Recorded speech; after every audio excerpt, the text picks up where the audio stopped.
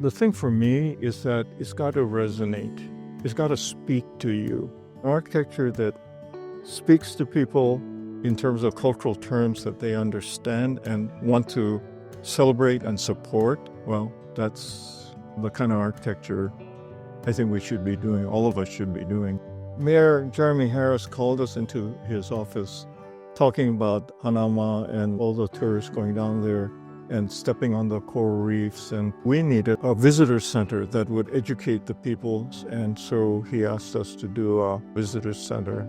It needed to be a world-class project because Hanauma was a world-class place. Well, that's music to any architect's ears, right? World-class place.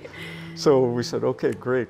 So within 2 days, he wanted to see renderings of the design. So I closed my eyes, I prayed, like I always do, and I saw something.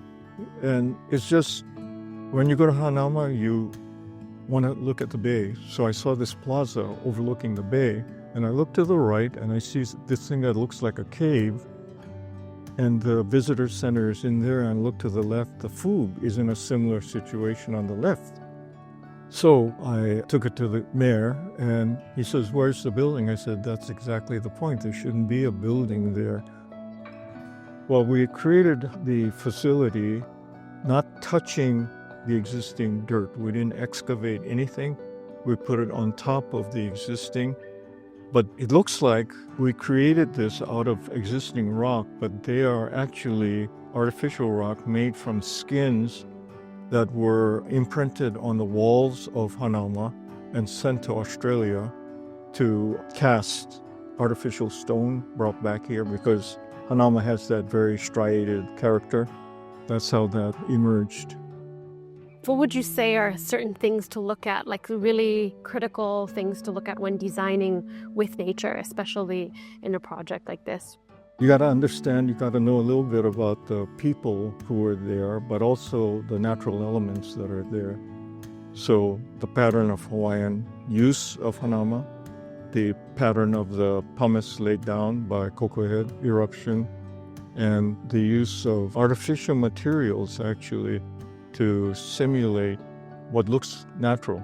And then, of course, we put earth over it and let the grass just grow over, like this.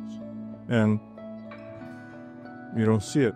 Now, many people who were here at that time might remember that when we first started constructing on the edge of Hanauma, it was a public issue for days, weeks, months.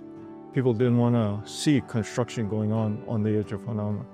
But when they finally saw this finished, we got no pushback. In fact, it has won numerous awards. If you are very faithful to your clients, but also to the project itself, to the community, if you work within the community in such a way that you become part of that community, your clients appreciate it, see it.